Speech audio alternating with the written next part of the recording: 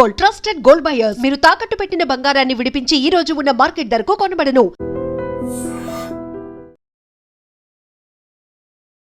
ఏపీలోని కర్నూలు జిల్లాకు చెందినటువంటి కేవలం 23 సంవత్సరాల జాహ్నవి. ఆమె 2023లో అమెరికాకి వెళ్ళింది ఎంఎస్ కోసం అని. మన పిల్లలు చాలామంది తెలుగు స్టేట్స్కి సంబంధించిన వాళ్ళు చాలామంది కూడా ఎంఎస్ కోసం పోతారు. ఆ తర్వాత హ్యాపీగా అక్కడే ఎంఎస్ చేసిన తర్వాత ఉద్యోగాలు వస్తాయి, బాగా మంచిగా సెటిల్ అయిపోతారు. పాపం అదే కలల్లో అదే ఫ్యూచర్ని ఊహించుకొని జాహ్నవి కూడా వెళ్ళుంటుంది. కానీ కొన్ని సంఘటనలు ఎట్లా ఉంటాయంటే అన్ఎక్స్పెక్టెడ్ ఇన్సిడెంట్స్ కొంతమంది ప్రాణాలు తీస్తాయి. సేమ్ జాహ్నవితోని కూడా అలాగే జరిగింది. ఎందుకంటే పెట్రోలింగ్ వెహికల్ ఏదైతే ఉంటుందో సియోటల్ దగ్గర పెట్రోలింగ్ వెహికల్, అది కూడా పోలీస్కి సంబంధించిన పెట్రోలింగ్ వెహికల్ బై మిస్టేక్ అన్లియా లేకపోతే ఇంకోటి జరిగిందా తెలియదు, కానీ జాహ్నవిని ఢీకొట్టింది. పాపం ఎంత వేగంగా ఢీకొట్టింది అంటే ఆమె ఆల్మోస్ట్ హాస్పిటల్కి తరలించే లోపే డాక్టర్స్ చెప్పింది ఏంటి అని అంటే ఆమె చనిపోయింది అన్నటువంటి మాట చెప్పారు. ఇప్పుడు పోలీస్ వెహికల్ ఎవరైతే డ్రైవ్ చేసిండ్రో ఆ డ్రైవ్ చేసినటువంటి పోలీస్ ఆఫీసర్ ఎవరైతే ఉన్నారో ఆ ఇన్సిడెంట్ తర్వాత ఆయన పేరు వచ్చేసి డేనియల్ అడ్రర్. అయితే అతను ఎంత చులకనగా మాట్లాడిండు అండ్ ఎంత వెకిలిగా నవ్విండు అని అంటే ఎంత హర్టింగ్ ఇది వాళ్ళ పేరెంట్స్కి, జాహ్నవి పేరెంట్స్కి.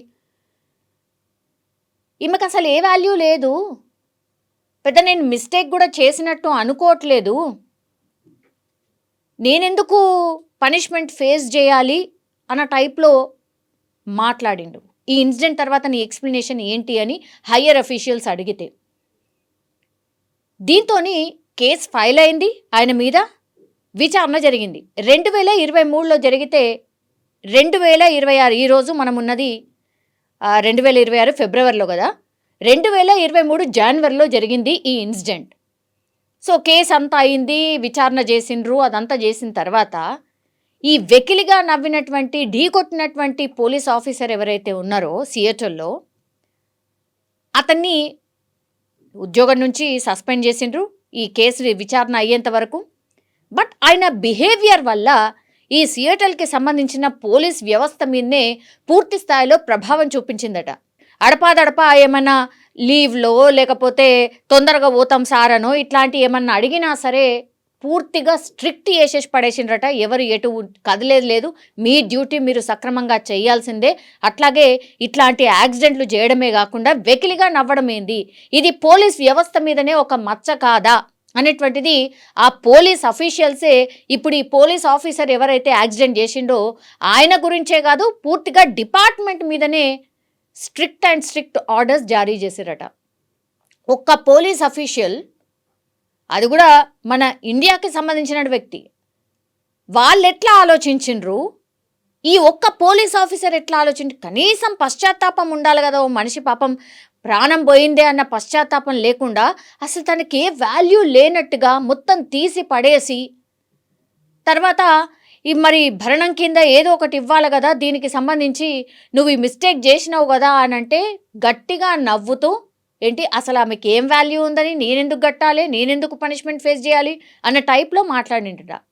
ఇంకేముంటుంది, కోట్ల విచారణ జరిగింది. అంత జరిగిన తర్వాత బాబు 262 కోట్ల రూపాయలు ఇప్పుడు ఈ కందుల జాహ్నవి ఎవరైతే మన ఏపీకి సంబంధించిన కర్నూలు వాసి ఎవరైతే ఉన్నారో ఆమెకి భరణం రూపంలో 262 కోట్ల రూపాయలు ఇప్పుడు ఆ ఫ్యామిలీకి చెల్లించాల్సి ఉంటుంది.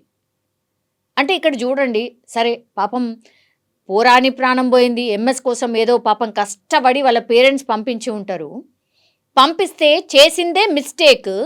తర్వాత అసలు మనిషికి ఏ వాల్యూ లేదు అని అంటే బ్యాక్గ్రౌండ్ తెలుసుకున్న తర్వాత ఆ పోలీస్ ఆఫీసర్ నవ్విండట. ఆమెకి ఏం వాల్యూ ఉంది, అసలు ఆమె మామూలు మనిషి, పెద్ద చనిపోయినా కూడా ఎవరికి ఫరక్ కూడా పడదు అన్న టైప్లో మాట్లాడిండట.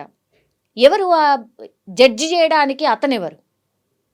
తీరా చూస్తే కోర్టులో విచారణ జరిగింది. విచారణ జరిగిన తర్వాత ఆ పోలీస్ ఆఫీసర్కి ఇచ్చినటువంటి పనిష్మెంట్ ఒకవైపు అయితే, ఇంకోవైపేమో 262 కోట్ల రూపాయలు భరణం భరించాల్సిందే, సియోటల్కి సంబంధించిన పోలీస్ అఫీషియల్స్ నుంచి ఆమెకు వెళ్లాల్సిందే అనేటువంటిది కోర్టు ఇచ్చినటువంటి తీర్పు.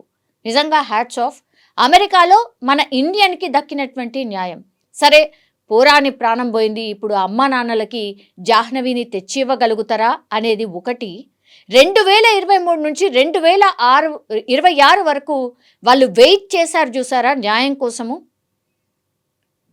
అంటే వాళ్ళకేదో పైసల రూపంలో వస్తుందని కాదు, అంత వెకిలిగా నవ్వినటువంటి ఆ పోలీస్ డిపార్ట్మెంట్లో పనిచేసే ఆఫీసర్ ఎవరైతే బిడ్డను చంపడమే కాకుండా నవ్వాడు చూసారా, అతనికి పనిష్మెంట్ అతనికి తెలిసేలాగా జరగాలి అనుకున్నారు. ఈరోజు ఆ తీర్పు వచ్చింది. నిజంగా హ్యాట్స్ ఆఫ్ కోర్టు వ్యవస్థకి, హ్యాట్స్ ఆఫ్. అట్లాగే ఈ సియోటల్కి సంబంధించిన పోలీస్ డిపార్ట్మెంట్కి కూడా హ్యాట్స్ ఆఫ్. ఎందుకంటే అమ్మాయి తరఫున నిల్చున్నారు. పోలీస్ డిపార్ట్మెంట్లో మనవాడే కదా అని వెనకేసుకు రాలేదు. మిస్టేక్ ఈజ్ మిస్టేక్ అనుకున్నారు. ఈ ఇన్సిడెంట్లో ఇదే గొప్పతనం అనిపించింది. బట్ నిజంగానే పోరాని ప్రాణం అయితే పాపం జాహ్నవిది పోయింది, కానీ ఆ కుటుంబానికైతే న్యాయం దక్కింది అని చాలామంది అయితే కామెంట్ చేస్తున్న పరిస్థితి కనిపిస్తోంది. నిజంగా ప్రస్తుతం ఉన్నటువంటి సమాజం దేనికి ప్రయారిటీ ఇస్తుంది? ఆర్థిక సంబంధాల చుట్టూ మాత్రమే తిరుగుతోంది. మళ్ళీ ఎన్నికలంగానే చాలా విరక్తి కలుగుతాను. మంచి అనిపిస్తుంది కదా, లేడీస్ కూడా ఛాలెంజింగ్ జాబ్స్ చేసినప్పుడు చాలా బాగుంటుంది. ట్రాఫిక్ అసిస్టెంట్స్ గా నియమించిన ట్రాన్స్జెండర్స్ అందరితో సాల్యూట్ చేయించుకుంటున్నారు. ఫుడ్ డెలివరీ ఇవ్వటానికి వెళ్ళినటువంటి డెలివరీ బాయ్ అనిల్ పై కళ్ళ ముందు